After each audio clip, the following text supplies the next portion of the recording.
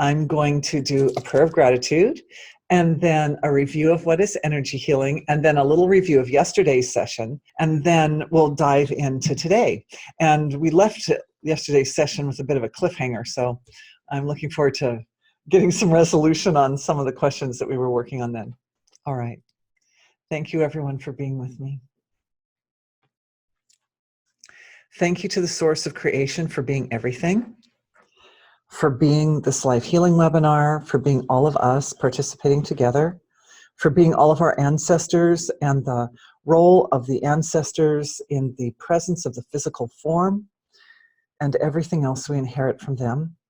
Thank you to the eternal tradition of wisdom for being the bridge between the unmanifest source of creation and the whole entire field of manifest expression of that.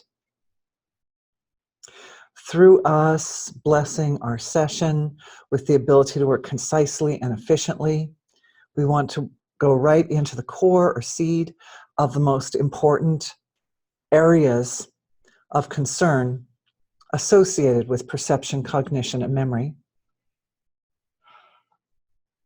May we all upgrade our own energy healing abilities through this process, becoming empowered with the technologies and understanding to utilize energy healing anytime, any place, for highest good and best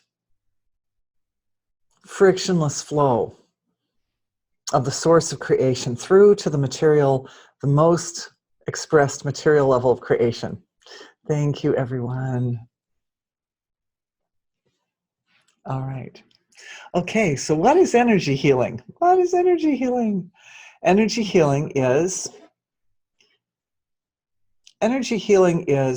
essentially a system to understand how we heal.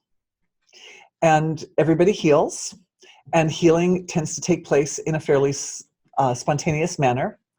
However, it has come to my awareness that understanding the process in more detail, particularly the point in the energy healing process where consciousness interfaces with matter. That spot where consciousness interfaces with matter, where what we feel and think and experience and understand about ourselves, how that gives rise to various physiological effects. So energy healing, we could say, is the study of that, the study and practice of that. Therefore, we need a map. We need to be able to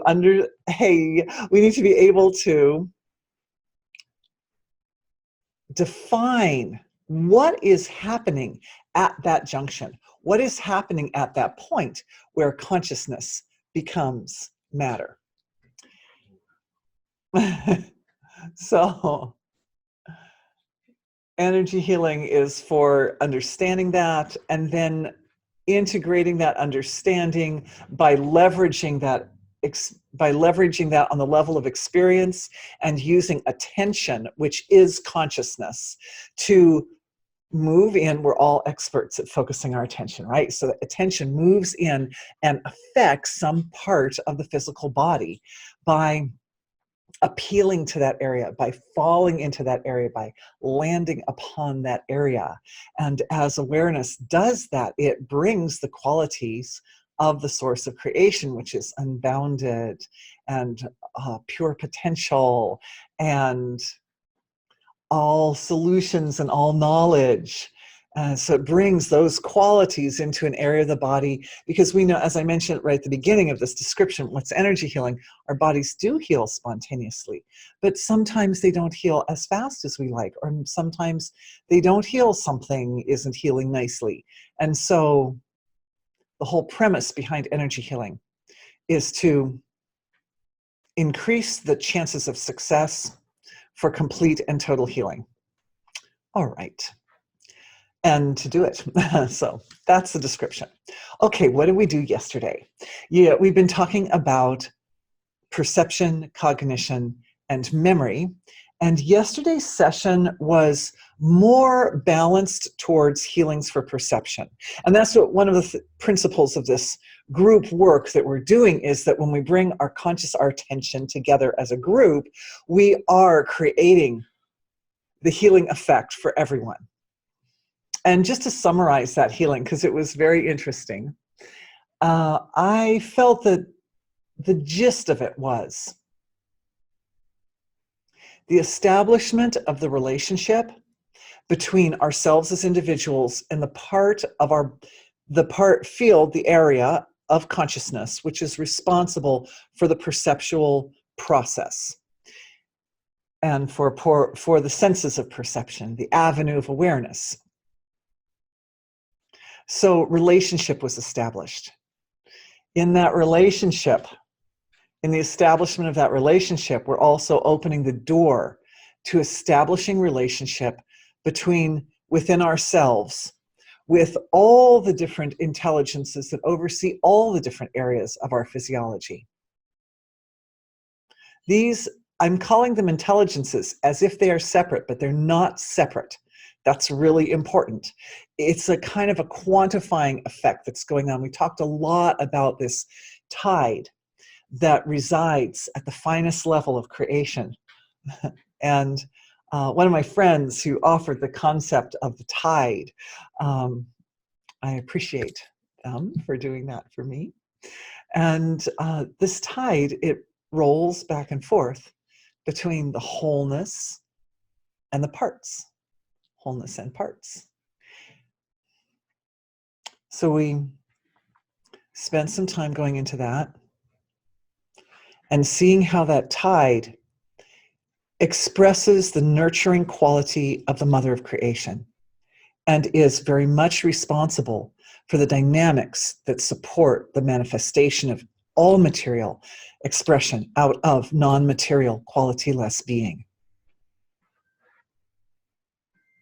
There was a big healing for the heart, and as our collective worked together, one of the most beautiful things from yesterday was how our healing collective functioned in a more efficient and powerful manner than I've ever seen it before. And that was really beautiful and amazing to me. And one of the things that happened was a very, very big heart-centric healing that moved through all of us out to the collective field.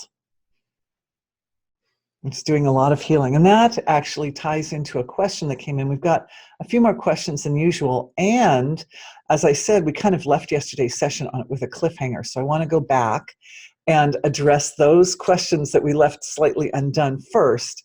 And then we should go into more in today's session. And of course, as we answer those questions, we will go more into the areas of cognition and memory, which were only kind of glazed over yesterday. All right. Bless you. So one of the big questions that we were left with yesterday was a lady asked, what makes us forget our connection? This having to do with memory. What makes us forget our connection with Source in the first place? And then how do we bring that back? How do we reestablish that? And first we were looking at it from more of a superficial level, that of course the source of creation, being unmanifest and quality-less, wants to know itself. And in that process creates the creation as a sort of a mirror of source, the expression of the source of creation. And the reflection in the mirror is so fascinating that, and then also because of the way we're wired up as humans, we're oriented towards looking at that mirror. We're oriented towards looking at the entire manifest field of creation. And as a result, there's a tendency there to lose track of that quality-less, unmanifest level. So we started there, but what was really interesting was awareness, our collective awareness, and I'm checking in with the collective as I even say this, because it's good for us to sort of gather ourselves into our ring, our circle, healing circle, just feeling that gathering. We were looking at the inferior temporal cortex, which is where memory is where memory is processed and held in the brain. And of course, each cell has its own little memories, and there's a sort of systemic level of memory through the whole body, and then there's a very specific memory center called the hippocampus, which is right there kind of down in the lower, you can imagine sort of the lower part of the ear in this area. And it became evident that the part of the hippocampus which is designed, or I'd say connected with our memory of source, are the stem cells. And it's interesting that the hippocampus is the part of our brains that produces new healthy cells. And these cells produced in the hippocampus are produced for the entire nervous system. So as the source and the resource of our brains and our central nervous system, those stem cells that are, and those areas of the hippocampus that produce the stem cells are the area that is most closely associated with the experience of the source of creation. And of course, those cells are evolving faster than the others, right? They kind of, it's like a baby cell, right? Like a baby starts out so little, and then within, a baby can be, I remember my daughter was just 5 pounds. She was just that big. She was like a little doll. But then, the next day she was this big, and the next day she was this big, and the next day, after a month, she was a pretty big sized baby, So, so those stem cells are like that. They have about 7 weeks to mature. And during that 7-week period, if we are allowed to be without if one doesn't experience like a deep trauma or terrible stress, those cells they ripen and mature in a natural manner and then come forward to be a replenishment to our own nervous system, our own central nervous system.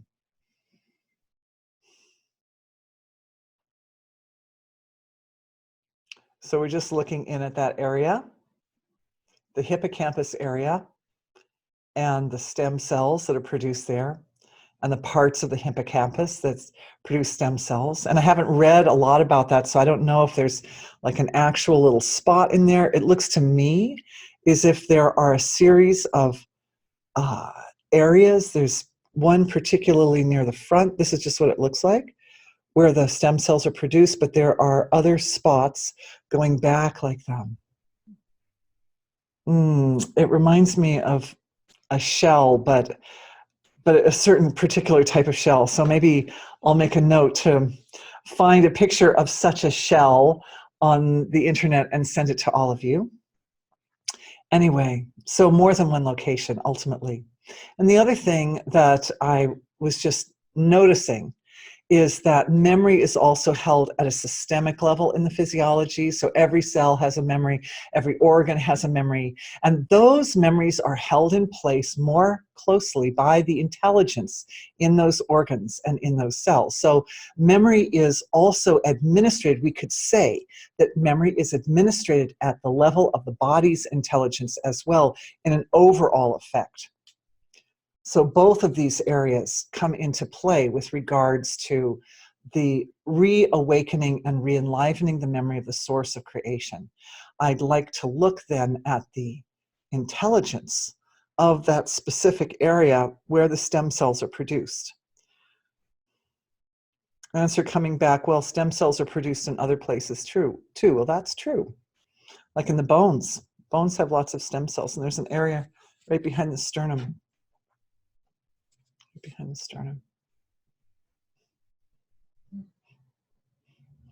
So what's happening is I'm feeling a releasing of a particular imbalance from the areas where stem cells are produced. And when I dive into that feeling of what that imbalance is, it's got a quality to it that I refer to as vata, which is an Ayurvedic term. And at first I thought, well, it feels like there's a little bit of fear in there, which is a vata imbalance. But it's not really just fear or pure fear. In fact, it's not even really full out fear. It's more of a kind of slightly anxious-y type of feeling. There's a little bit of an anxiousness in most of us, in the areas of our body where the stem cells are produced. So that once we've isolated that feeling with our attention, then the attention goes in and starts to melt that off of the system. So that tendency to have a little bit of anxiousness in the very area of our bodies where we're producing fresh, new material for ourselves, it's good to let that go. And as I'm following there at the astral level of the body, all consciousness takes on the form of these threads or channels. So I've got a hold of that feeling, and then I'm following the thread, because always we want to go back and find the seed of it. Like, well, why is it that feeling, and where did it come from, and where's its origin? Because when we go in and address it from the origin, it's like pulling the weeds out of the garden by their roots, right? Just completely out. And what I'm feeling in there is there are ancestral origins to that experience, and it's definitely yoked to or linked to the types of changes that occur in the human body as the body ages. So that sympathetic nervous system feeling, that fight or flight response, that's kind of the feeling that's in there. Oh, somebody's talking.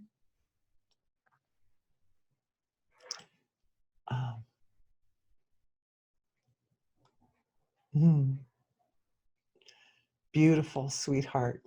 So I shall share that comment in just a moment. But letting go, we're just letting go, we're just letting go, we're just letting go of that anxious feeling that's in those areas, and just allowing it to go. And then the quality of source, and that's why I appreciate this comment that just came in. She's saying the quality of source enlivening into the areas where the stem cells are produced. She's saying remembering the source is the most comforting and soft feeling, like we're at home after long traveling. Yeah.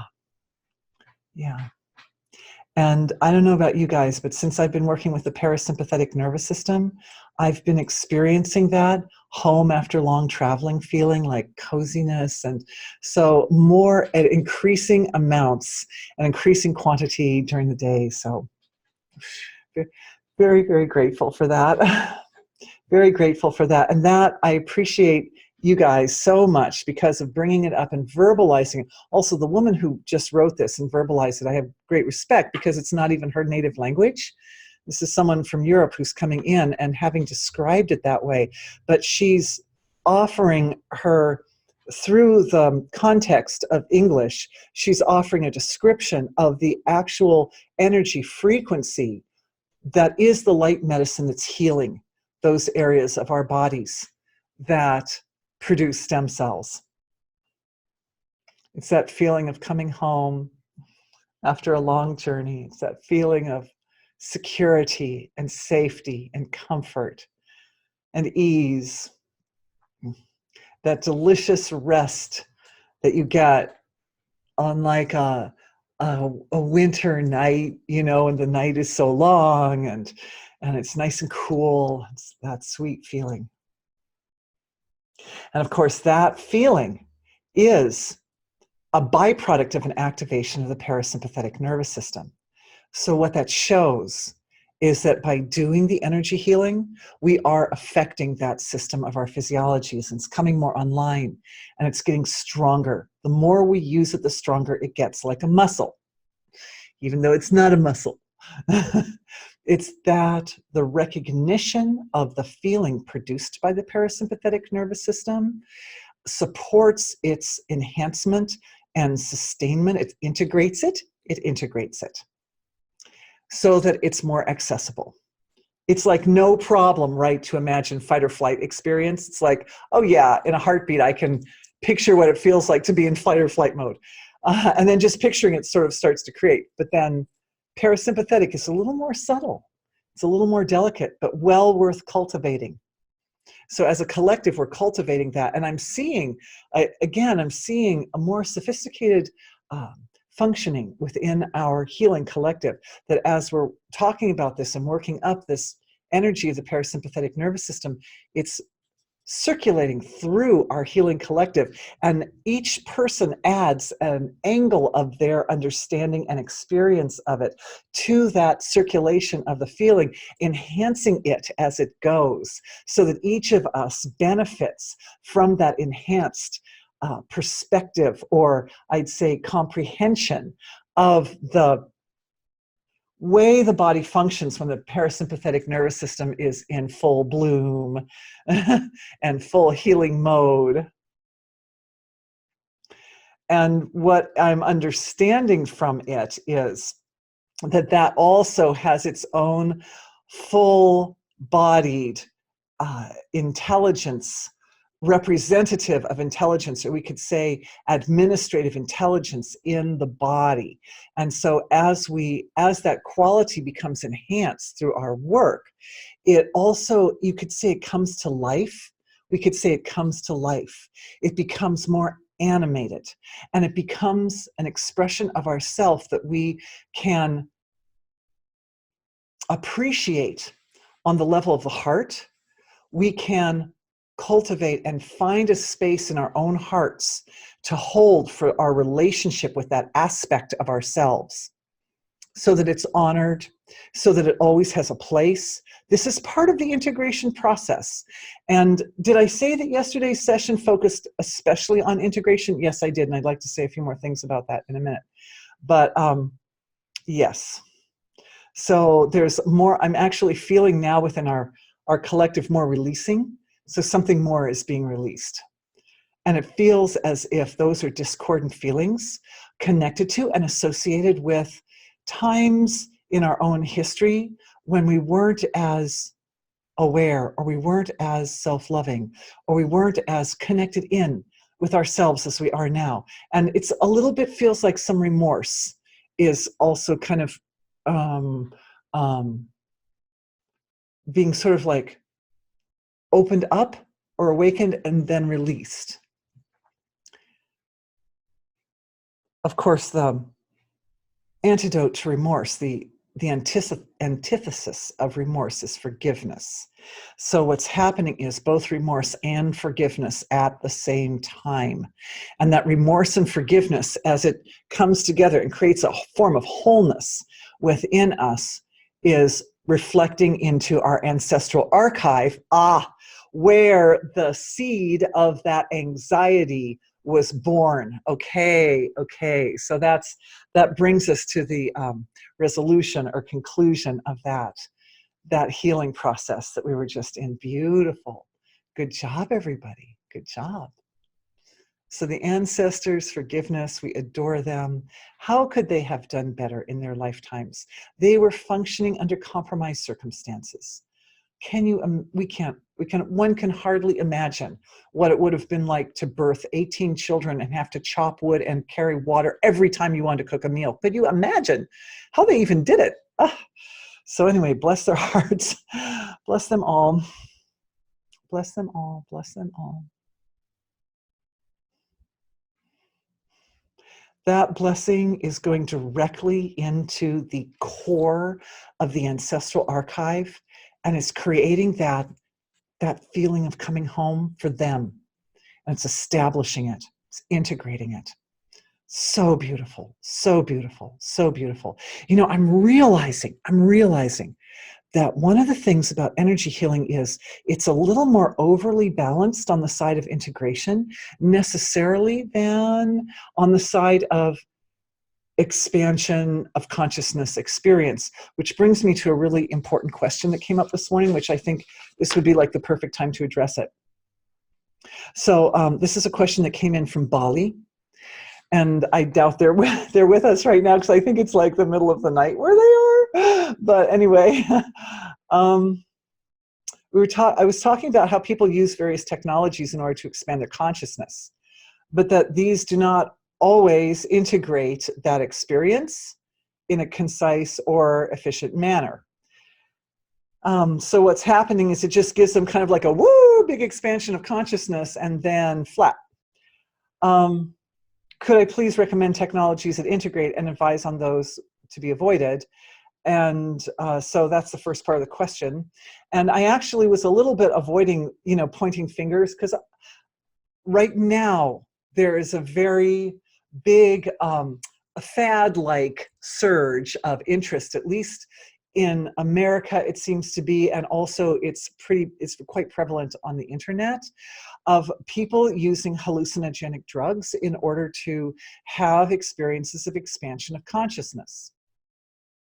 And I don't want to say anything negative about anybody or anything.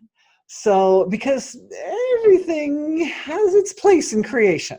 Everything has its place in creation. However, hallucinogenic drugs have this effect of giving a person a big flashing open experience of expansion of consciousness, but they not only don't support the integrative process, they actually damage the integrative process. They damage the structures in the physiology that are responsible for the integrative process, because they put so much strain on the nervous system. And I'm not saying that people shouldn't do it, and I'm not judging people who do it, because I love you all, and everybody is doing what they know to be right for them, and I honor you for that. I'm just saying that some of the slower, it's like part of the Western mentality, right? We like we want it, and we want it now. It's that kind of a feeling. And the thing is that some of the more ancient technologies for evolving consciousness, they are slower because they allow that tide to move back and forth between expansion of consciousness and expansion and integration, like that. So the integration is extremely important. Otherwise, the expansion of consciousness experience isn't useful. And what we're doing in energy healing is we're taking the integration side of that process, and we're opening it up and laying it out and exploring it in detail and supporting integration at all the way from the dense level down to the finest level as completely and thoroughly as possible. So it's a great, energy healing is an augmentation to those those moments of like, oh, I was so brilliant there just for a second, right? Anyway, yeah, I mean, bless everyone for what we're doing. The best of intentions are behind all of it. And so we want to be able to work with what we've got and make the most out of it. That's all. So I offer this also as a technology. But I definitely am a huge fan of meditation, particularly, meditations that allow the mind to transcend thought. Thank you. And we're gonna answer some more questions as we're going along. Also, nice question. Also, the other cliffhanger from yesterday was this beautiful woman emailed in, leveraging the most profound, speaking of integration, the most profound and powerful aspect of our group is that as a collective, we are able to do healing work that's on a whole larger scale and level than we can do as individuals. And I honor you all for your role in that. And so her question was about the Hurricane Dorian, which is heading for the east coast of the United States and is already Category 4 hurricane. And because of the warmth of the waters, it looks as if it's growing. And it also, we were looking at the trajectory of the storm this morning, and it looks as if it's basically everybody in the Bahamas has been told to leave, evacuate, or die, essentially. So it's at that level of intensity that nobody should stay in the Bahamas right now at all. Everyone should literally leave. And the water levels in Florida are expected to raise between 10 and 15 feet. Yeah, above where they are. So it's looking very serious. So it's very nice, and we'll see if we can, because our topic is actually cognition and memory. So even though we just did a healing for memory, so that's good. And part of cognition, I'd like to say, and I did bring up a chart for that yesterday, and I can get my chart system, just wake it up right now, because the chart system goes to sleep. So I'll wake it up in case we want to go back to the charts. Cognition is principally, as far as I can tell, the fundamental to support expanded cognition is integration. It is integration. Let's look at our chart, and then we'll go into some healing for Hurricane Dorian. Okay. Okay, so integration. This is a very crude chart that I made because I'm no expert, but it goes this way. No, it goes this way. Sorry. Thank you. Thank you. It goes this way. And I call it the paradigm wheel because it is, it's actually kind of more of a spiral when you think about it, because you start with a belief, and the belief holds a picture of your world so big. But then through the process of the belief being the foundation by which awareness flows, right? Because our beliefs tell us what's important and where we should focus our awareness. So then awareness goes out to the field of creation based on the belief system. And that flow of pure awareness gives rise to the activation of the perceptual abilities, right? So perception follows awareness, we perceive. And then based on that process, we have an experience. And based on experience, then what the physiology does with the experience is it remembers the experience. It leaves an experience. If it's important, it leaves an impression. And then the impression is analyzed and synthesized. And a deeper understanding of the original belief is produced through that analysis and synthesis, giving rise to a larger belief system.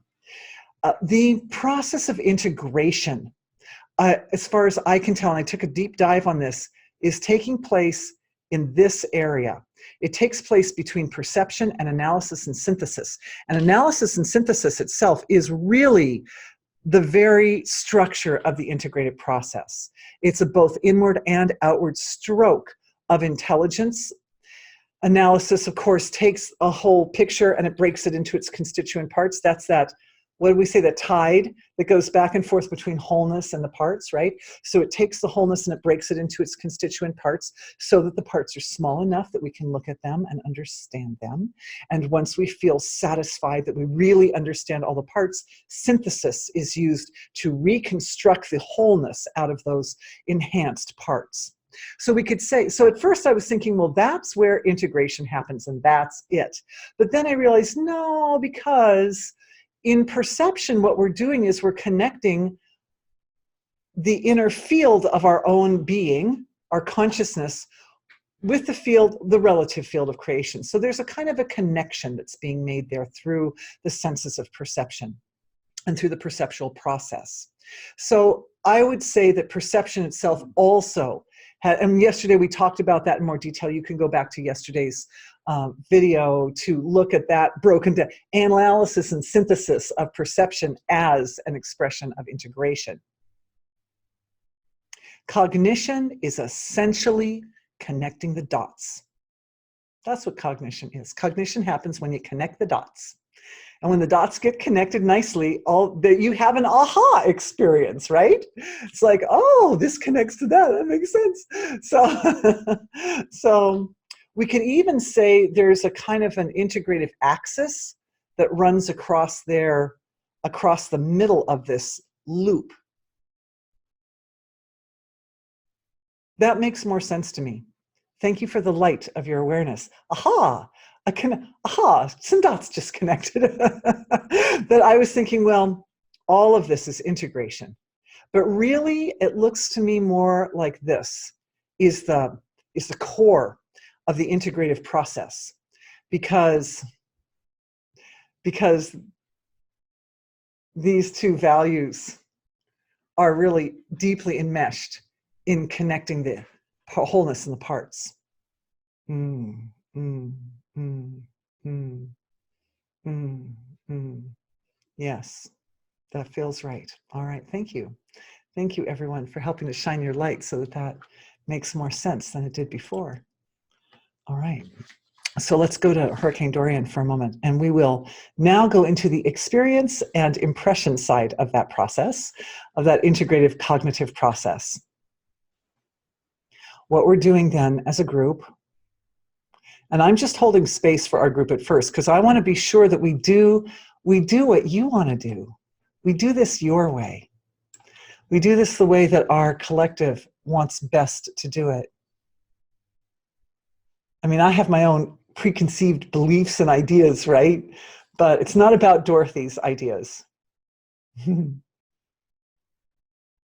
So first thing that's happening is the awareness or attention of the group is just turning over into the Atlantic Ocean, where that great, huge being, we could think of it as a being, that great being that is that hurricane, that great energy force, which is that hurricane. And we're taking a read on it. And what we're seeing is in the cord of light, in the central silent center of there, is the intelligence of the hurricane. And what is happening is we're just asking the intelligence in the silent center from our own silence, from the silence of our own being, what is the intention? What is the intention? And there is definitely anger. There's a flow of anger that's in that. Yeah, I'm getting nods over here, head nods. Other people are also experiencing that. So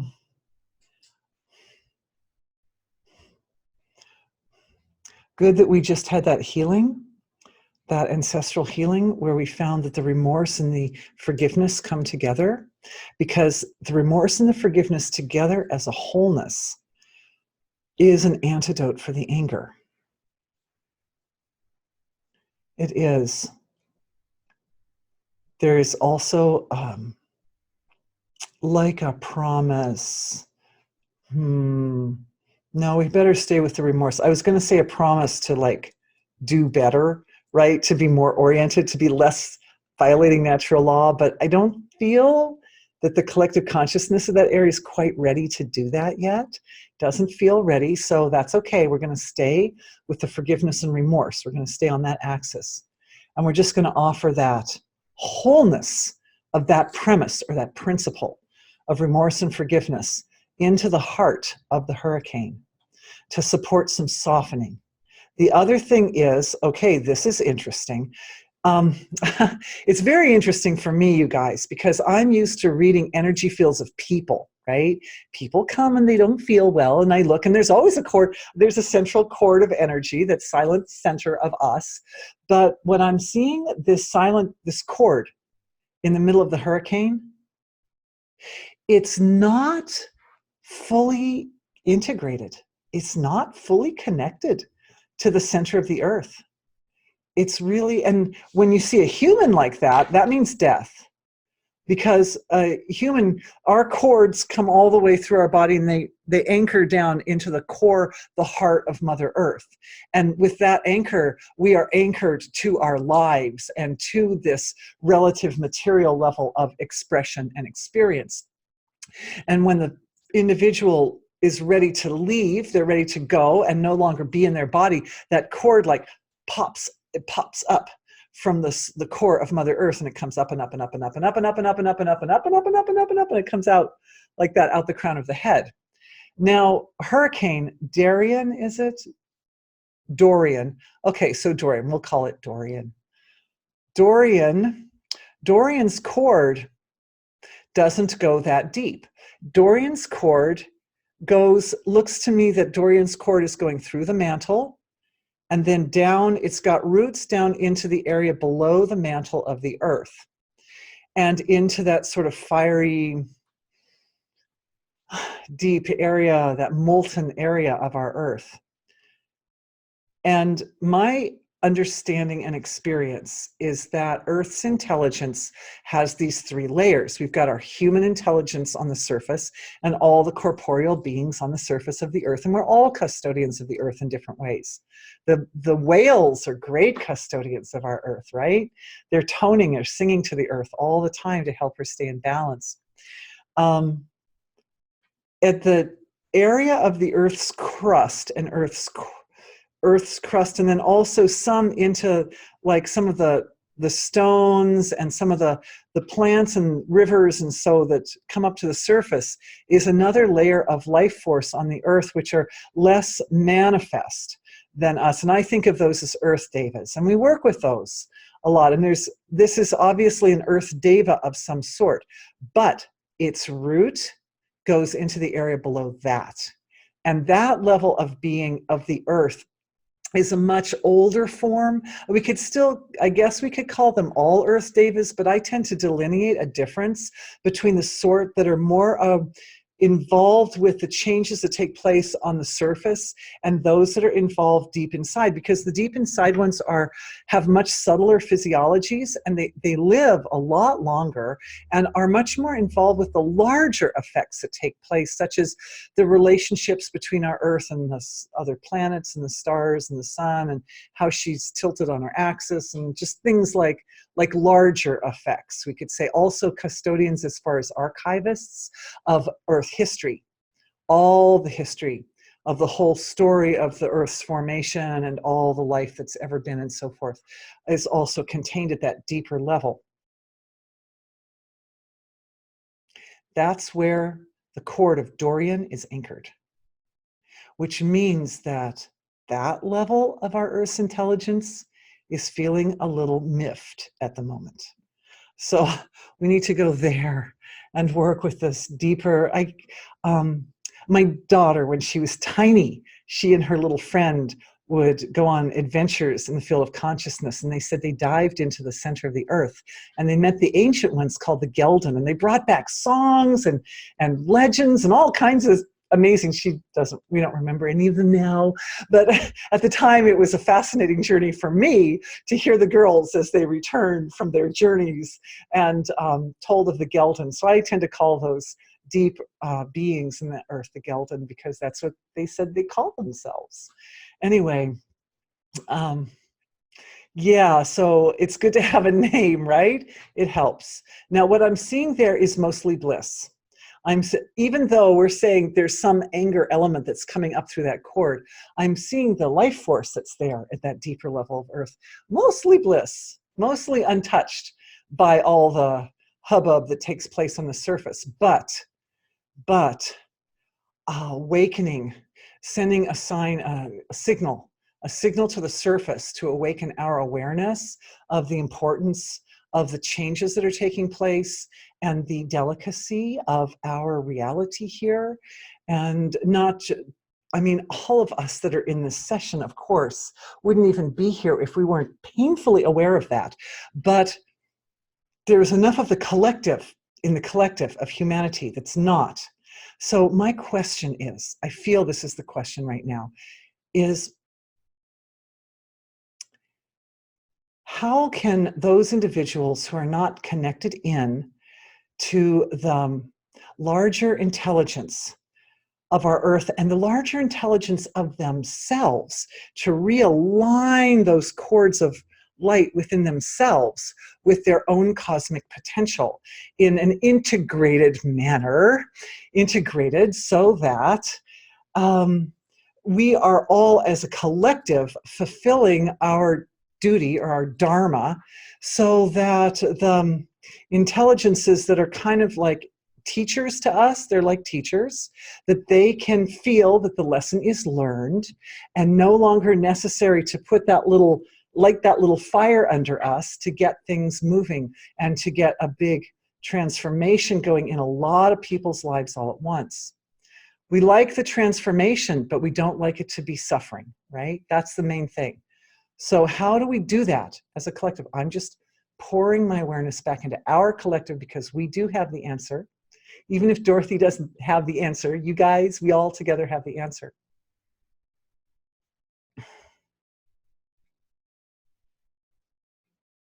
Okay, so this is easy. Oh, we can do this easily. So it's about a healing for the heart.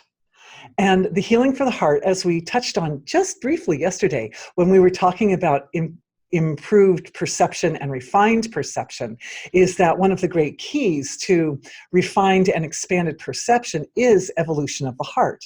Because when we add the heart value to whatever we're perceiving through our senses, that brings in that deeper layer of understanding of what it is that we're experiencing, and that ability to see past the physical material form of what we're experiencing and get into the soul of it, into the core of it, into the heart of it. So our beautiful healing collective is doing something very interesting. Yesterday I was talking about how I noticed that and I'm seeing all kinds of interesting dynamics, by the way, guys, in this one that I've never seen before, in the dynamics of group healing work together.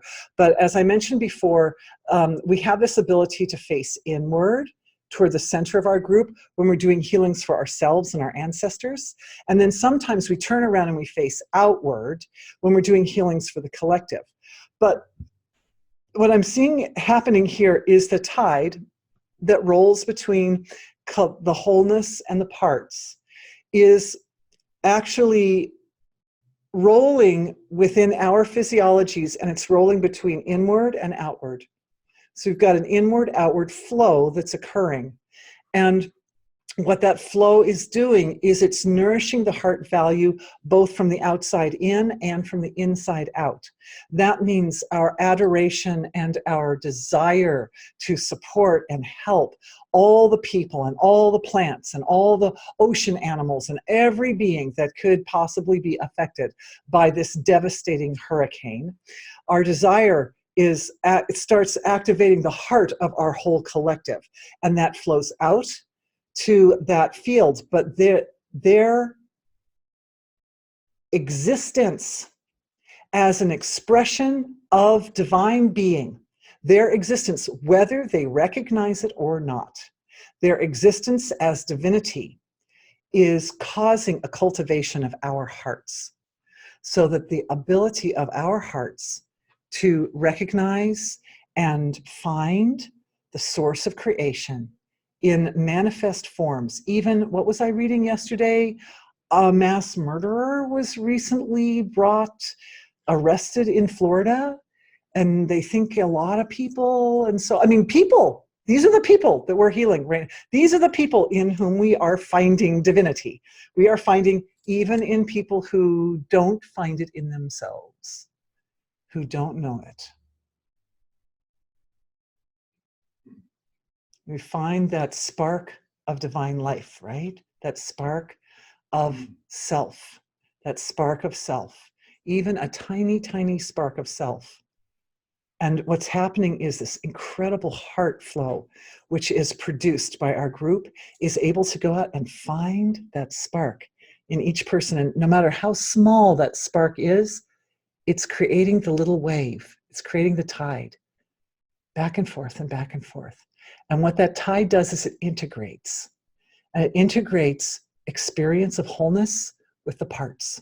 So even in a little tiny spark, maybe someone has only a little tiny connection in themselves with their own divinity. Doesn't matter how small. We find it, even if it's just on the level of the body itself. And that's what I'm feeling, is a lot of the physiologies in that part of our world are experiencing a lot of fear. The bodies themselves are feeling fear. And the bodies, of course, being very wise and being very, I would say, innocently connected to source, knowing, the bodies know that they're source material, right? So from the bodies, that little wave of that feeling of having come home, and mother is at home, and you are loved, and you are safe, and you are protected, is going into the bodies of the individuals, and plants and animals and everything. You know, the squirrels can't like hop in a car and drive west, you know, they can't do it. So we have to, all the beings.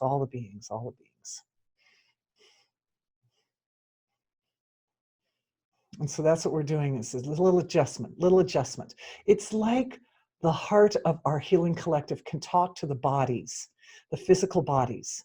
And this is a great thing. It's a great integrating thing for us to do, supporting the expansion of our own cognition, because talking to the bodies of millions of people living in the Bahamas and all along the coast. I was watching the course that the storm is supposed to take, and it's just massive.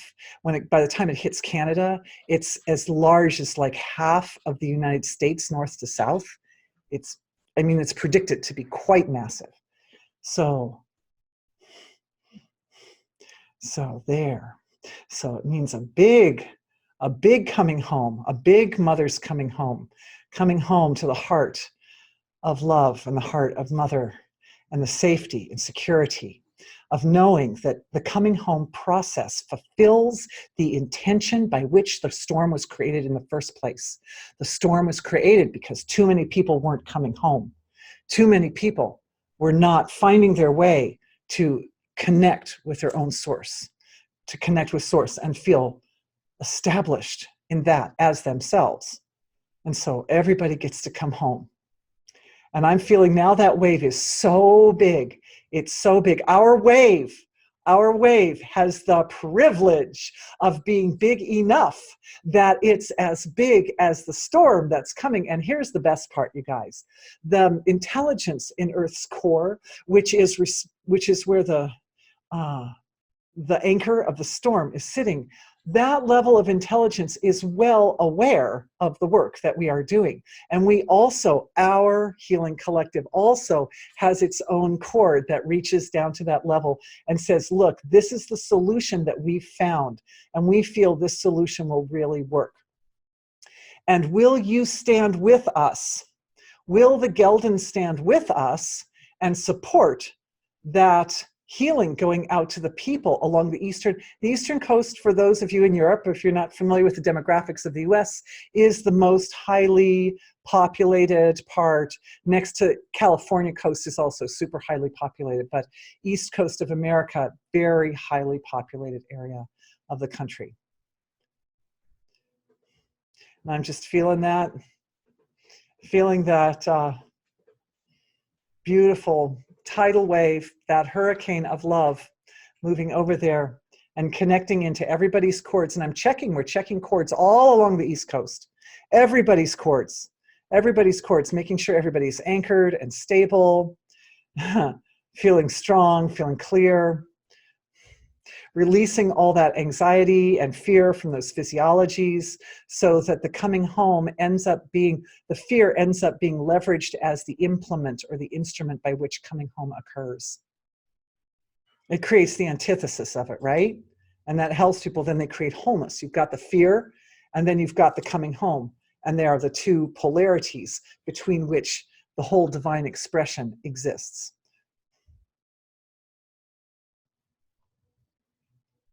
Checking back in with the Geldan.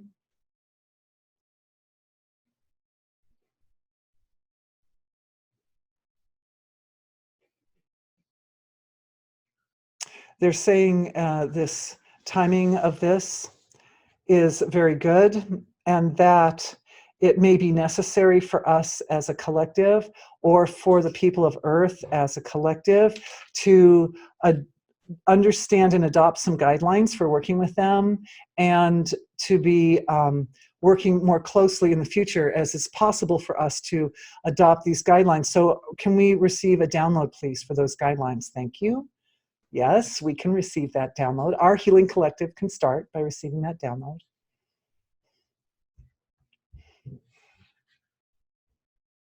They say they love the fact that we were using forgiveness, that axis that runs between remorse and forgiveness, as the implement or the tool for it. And so that they are absolutely on board with us on that account. And they are also leveraging that energy, and they are bringing that energy into Hurricane Dorian. So because we kind of were like in there trying, right? But it wasn't as effective. But now, with the support of Earth's intelligence, that's going to happen more. It likes it a lot. They like it a lot. They like it a lot.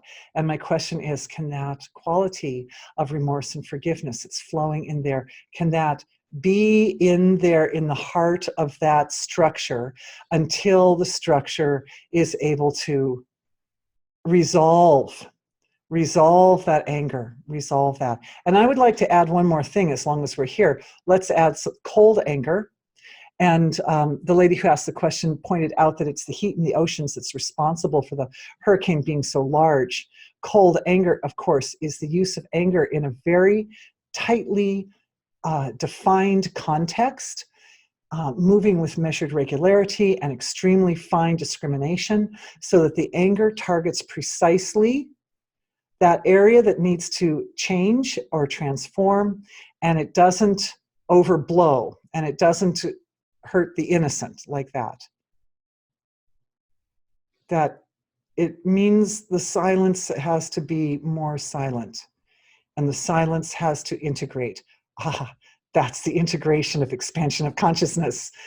So that's what Dorian's getting. Dorian's getting integration. Dorian's getting the integration of its own silence in the areas that are just like a storm, the areas that are the storm. Then we integrate the silence into that. That's happening. Okay, that's softer. I can feel that. I can feel it getting softer. Okay, good, beautiful, perfect, beautiful. Okay, you guys. Now, I see 6 questions have also come in. So let's look at some of these online questions. Can we do a healing to strengthen the focus so that the movement from the symptoms to the seed of discord is smooth and quick? I see so many things when I focus on the symptom. I know, right? And I feel like I get distracted and go on tangents before the true seed of karma is brought forward. All right, that is an awesome question, and I appreciate it because it's it has some broadness to it, right? The symptom could be anything. So, and for the sake of time, we're going to combine it with another question that's come in from Europe, and that is the question is very specified. So we have an actual symptom that we can look at and use as an example. We can take care of both questions at the same time. Thank you. For having the broad vision, and thank you to this exquisite woman in Europe who asked this question. Is there time and interest? Do a healing for overcoming obsessive thinking. Overcoming obsessive thinking. Like before and after social, lots of recognition out here for you for sure. Before and after social interactions, for example, and it may stem from the fact that she lives alone and so is kind of isolated from society plus other issues. But whenever she meets and has a conversation with someone, it can even be a very pleasant conversation. But when she goes back home, her brain just rolls on it and rolls on it and rolls on it. Same thing happens if she's got a meeting coming up in the future, right? Something coming up. The brain is like, oh, what if they say this? And what am I going to do? And maybe it'll be like that. And what should I wear? And etc. And it also happens at night, and it makes it harder for her to sleep. So brain very active, repeating thoughts, feeling energy and pressure surges in the head. Only meditation helps. Bless you for having that. And she can usually, with meditation, catch it before it blows out too big.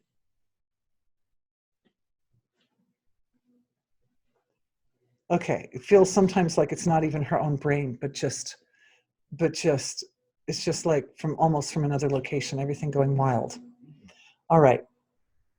So the symptom, and I love that because it does tie into today's sessions, cognitive concept. So first of all, the superficial answer is we're looking at the symptom. Okay, and so this is one of the things that we do. This is also outlining the process of how we get from the symptom, right? One of the first things that I like to do if I'm uncertain of which direction to move with it is do some inference. And in this case, I'm also drawing on some memory of similar situation, which is like a crush. We've all had crushes at some point or another, right? And so the energy of a crush is a little bit like the button that the rats in the experiment were hooked up to. They put the electrode in the pleasure center and they hook the electrode up to a button. And the rats find out that if they push the button, it makes them feel good.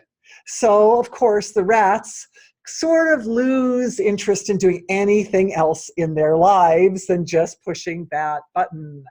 And so they push and push and push and push the button, and the rats in the experiment, and it's terrible what people do to rats, but anyway, they quit eating, they quit sleeping, they literally push the button to their own detriment. So obsessive thoughts can feel like that. It can feel like this thought, it comes up as a useful thing, but when it comes up in this form, it seems as if it's happening to my detriment. So the first shift of awareness is, what does the thought make my body feel like? How is my body reacting or responding to this thought? In the case of a crush, what happens is the thought of the person produces an effect in the physiology that activates a lot of yummy hormonal activity, right? Some kind of delicious oxytocin and dopamine and neurochemicals, endorphins start to flow in the physiology. And so the body's getting a little kickback. So it is partly the excess thought is a byproduct of the body having its own input there. And of course, the body doesn't talk to us in thought form. The body talks to us in feelings that are more fundamental than thoughts. Feelings, pictures, and sensations, right? So what happens is there's this foundation of sensation that's behind the obsessive thinking. When awareness shifts away from the thought and onto what's the body experiencing, that supports the ability to bring resolution to the feeling that the body's having. And I'm going to use the example of a crush again. If there's this feeling of ooh whenever you think of somebody, then if you switch away from thinking of the person just to the ooh feeling, and you just let yourself feel ooh for a little while until the ooh feels complete, until it feels like, okay, I got what I needed out of that. I learned it causes evolution. I mean, this is why the body does anything. This is why we do anything, is for the sake of evolution. So there's some evolutionary process that's taking place. And this also connects into the general principle of how do we find the seed of the symptom. Always the body brings up a symptom because there is the potential for evolution in some part of the system. And so when we find that potential for evolution, when we find that reason why divinity is doing this thing, why is divinity doing this through me? What is it that divinity wants to understand or experience? Well, we know that the divine wants to experience itself, and it wants to expand its ability to express itself in the relative. So what we're looking for, when we're looking for the seed, we're usually looking for some form of that. We're looking for some form of divinity wanting to expand more completely, integrate more completely into the relative, and expanding and know itself through that process. So what that does is it helps us understand the simplicity of the seed. The simplicity of the seed for this sweet lady in, it's not Belgium, it's Bulgaria, in Bulgaria. Thank you. Yeah, this sweet lady in Bulgaria is that divine self wants to know itself more completely through more refined and meaningful interactions with other people. Essentially, that's what it looks like to me.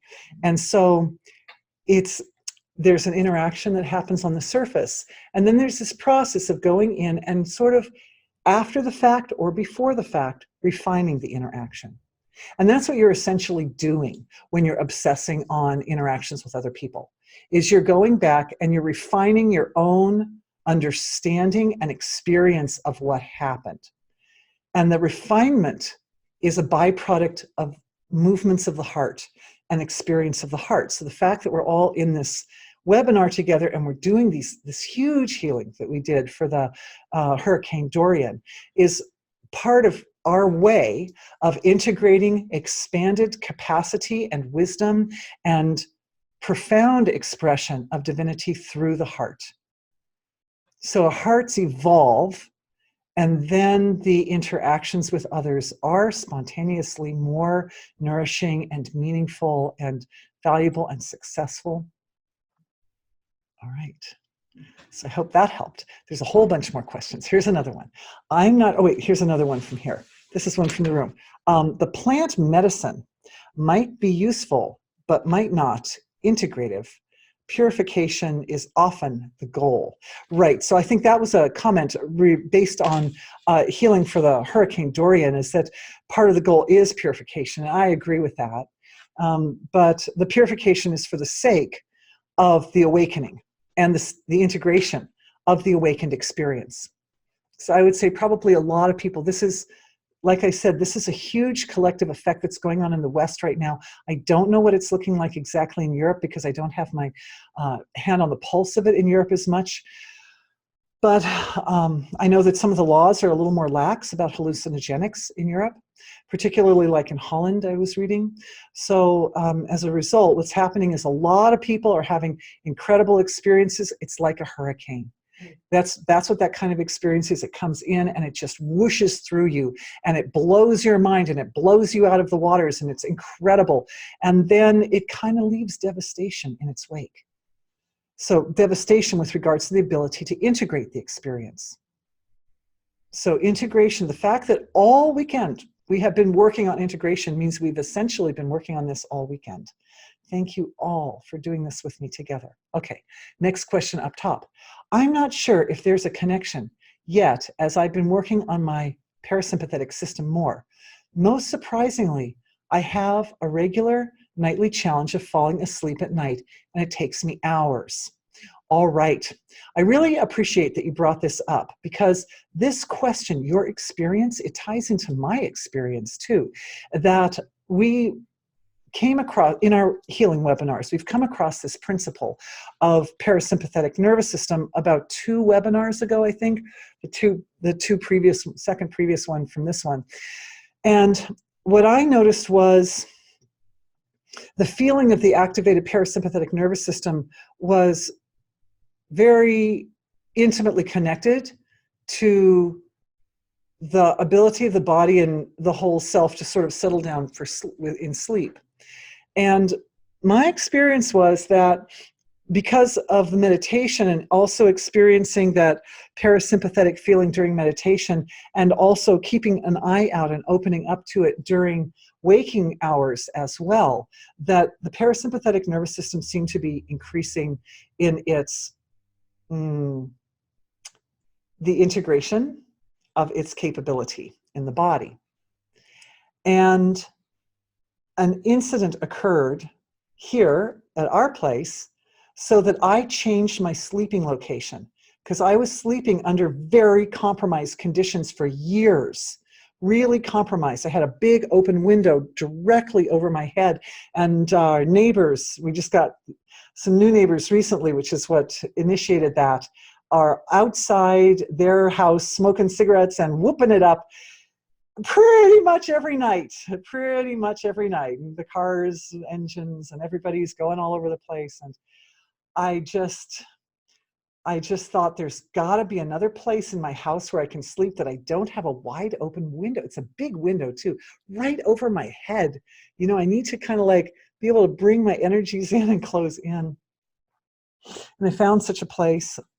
And this body's now had 3 nights of good sleep, which is wonderful. I know, thank you. It was like coming home, believe me, it's so wonderful. And I'm thinking that the fact that you're aware of it is very similar to what I experienced. Like, I had been sleeping under these compromised conditions for a long time.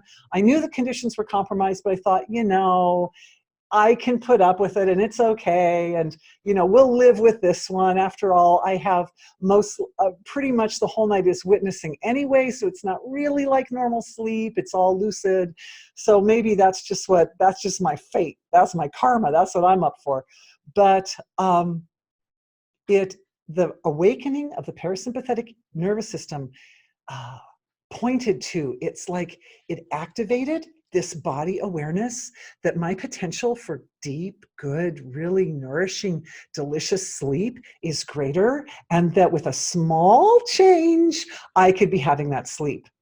And sure enough, that happens. So what I'm thinking is it's the same, that you've been working with the parasympathetic nervous system, and now it's becoming very, very evident that a major change is needed. I would like to offer this energy healing exercise right now that works great. Besides the one that I mentioned before, besides the massage in the ear one, which, by the way, I've noticed that thumb and middle finger seem to be the most, this is in addition to the last time I gave this exercise, it's online. Thumb and middle finger seem to be the most powerful and effective. Turns out there's a major meridian that comes into both of these fingers. They're major meridians. So there's actually more electromagnetic energy coming out the chakras in the points of these two fingers than the other fingers. So these fingers are extra good for massaging the inside the ear. And interestingly, this one does the lower regions, and then the thumb can get into the upper quadrants of the ear, those angles, the upper quadrants. And it feels very good. And I notice a lot of times when I do this, it makes me want to yawn. So anyway, and that yawning effect, of course, activates the part of the parasympathetic nervous system that's associated with the throat, mouth, and neck. So this activation gets that part of the parasympathetic nervous system also. All right, so that's one exercise you can do, is give yourself a little ear massage. And the other part of that story is you don't have to even physically touch. Sometimes I find the most powerful effect is if I just do energy on energy. I kind of get my finger in there, but you see, I'm not like massaging on the skin. And you can make, I've noticed there, I can make a kind of a six, a shape that looks like the number 6, right? You kind of go around in the big part and then up on the arm, and then back down the round part, and then up on the arm like that. But, sometimes not even moving at all has the most powerful effect. Okay, so they're different, they're degrees. How much of it's just pure energy on energy is actually very, very powerful. Do not discount it. Second exercise. Your pineal gland is the promoter of sleep. And the pineal gland has to produce melatonin in order for the thalamus to shut down and the body and the mind to go to sleep. So, sorry, I don't have a chart for this. I wasn't anticipating the question. So you can find a picture online, or we can send a picture with the recordings of the pineal gland. And that awareness, what we do is we bring awareness to the area or region of the brain where the pineal gland is. Depending on how clear your mind is to be able to actually find it. You know, some people are more adept than others. If you don't think you can actually find the actual pineal gland, you can't like reach in and feel it with your awareness, just get into the region, just get into the area where it is. And what we do is quietly, gently, sending love and gratitude and appreciation that creates receptivity to the pineal gland, offer the suggestion that now is the time to produce melatonin. And melatonin has an energy feel to it.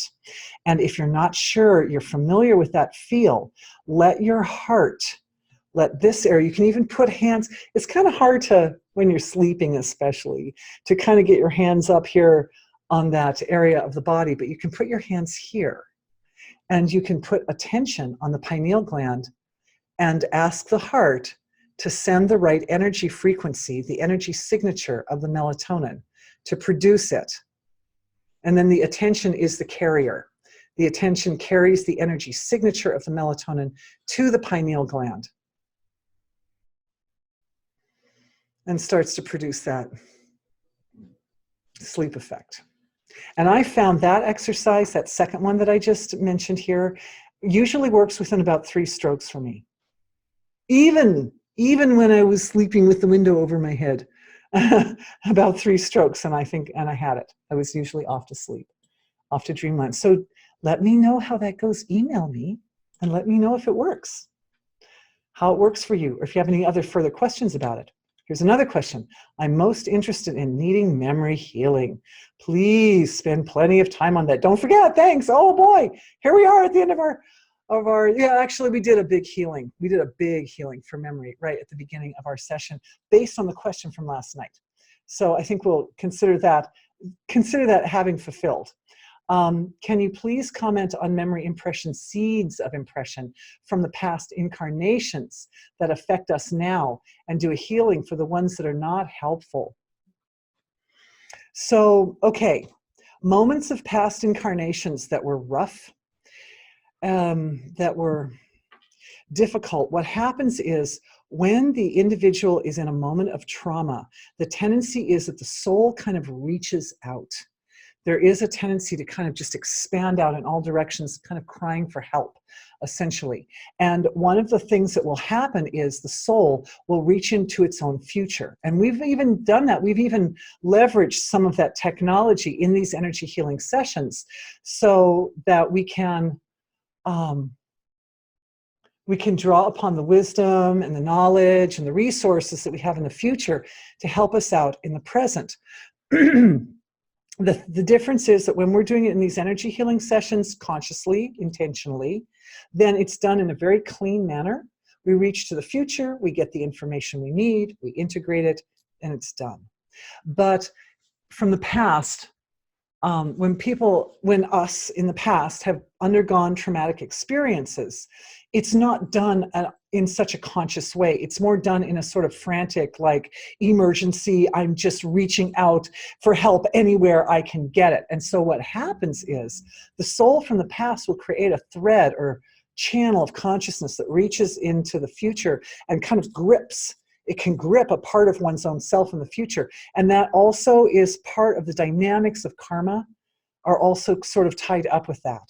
And so these cords or threads from the past can reach forward and sort of draw upon resources that we have in the present for the sake of self-support. But when there's not awareness at either end of that thread, then the result can be unpredictable. The results can be unpredictable. It only takes conscious awareness at one end to put everything back in order. Again, this ties into that first question that came in from Las Vegas about, how do you get from the symptom to the seed? That when there's a symptom on the surface, how would we determine that that symptom is a byproduct of a cord or thread that's connecting us to a past trauma, possibly in a past life, so we don't even have body memory of it in this life? One of the answers is we getting used to, and I'm sorry for some of you this isn't as useful of an answer, but I'm telling you how I do it. And that is that I look at how long the cord is. Sometimes the cord is a short cord and sometimes the cord is a long cord. And the longer cords are connecting farther back in time, or they're connecting to older ancestors or something like that, or they're connecting to some part of our relative field or the web of life that's more distant. So when the cord starts to get long, like I'm there and I'm following and I'm following, like I haven't gotten to the seed of it yet, like what is this taking so long? Then I start looking for flavors associated with either, first question is usually, is it ancestors or is it past lives? That's usually my first question. And when asking a yes or no question in energy healing, it's really quick. Once you get used to it, you'll notice it very quickly if you ask a simple yes or no question. Is it ancestors? There'll be either a kind of a contracting feeling like, no, it's not ancestors, or a expanding feeling, yes, it's ancestors. And as soon as we get that, now we're talking about past lives here. So if we say, is it past lives? And we get, yes, it's past lives. Then what happens is all the past lives existed within specified periods of history and locations. And so then the next thing is looking for the flavors associated, because as we know, even house to house in the same town, there are different feels, right? Everybody's house feels different. Everybody's town feels different. Everybody's country feels different. So the next thing is to pick up some of those energy flavors that are associated, and that helps the awareness kind of hone in and get in right into that seed and find out where's that seed. And then the seed itself is almost always identified from the level of the heart. We can get the feel of it, right? Because there's a feeling, there's always a discordant feeling. Oh my God, I'm feeling somebody is crying and freaking out and they're in some trauma situation. Okay. Then you don't always necessarily need to go in and like get down in the mud and relive the trauma with them. But what's important at that point is to ask, what is the salient information required in this situation to heal? That's it. And you just want to pick up whatever you need in the current situation just to heal that. Honestly, from my side, I'd like to say, usually the fewer details, the better. Because it's not so much about curiosity seeking as it is about making the transformation so that the suffering stops.